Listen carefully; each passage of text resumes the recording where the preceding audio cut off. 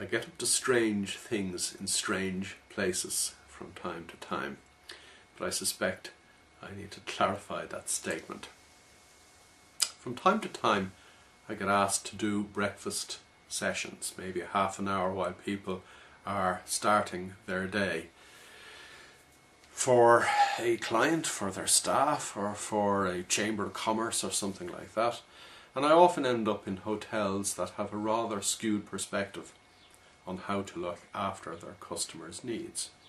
People, for example, wanting peace and quiet, who can't have the piped music turned off in the room in which they are trying to achieve that peace and quiet. And I had one such experience recently.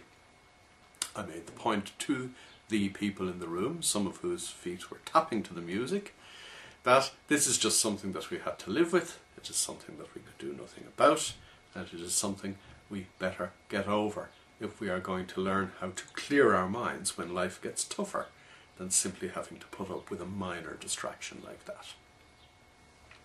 The point I made to them quite simply is this: if Billy Joel is the worst distraction you have to deal with in your life, lucky you. If you can't get over a small distraction like that in a world that is full of noise, and I don't just mean auditory noise, I mean the noise of people trying to drag you into their dramas, the noise of things going wrong at work, the noise of things going wrong at home, the noise of the wheels coming off in your business, or whatever it happens to be, all the challenges that life throws at us. If you're not capable of tuning out Billy Joel first thing in the morning, then how in God's name are you going to be capable of tuning out all the distraction that takes our focus away from the prize?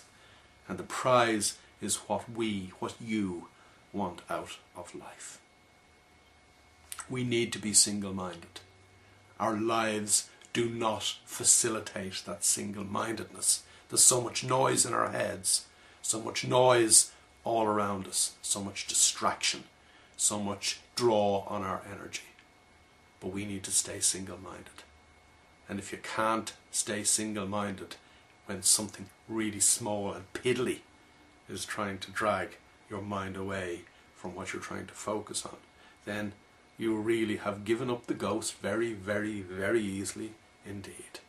What I would suggest to you is that rather than sit somewhere quiet to do your mental exercise tomorrow morning, that is of course assuming you do any mental exercise at all.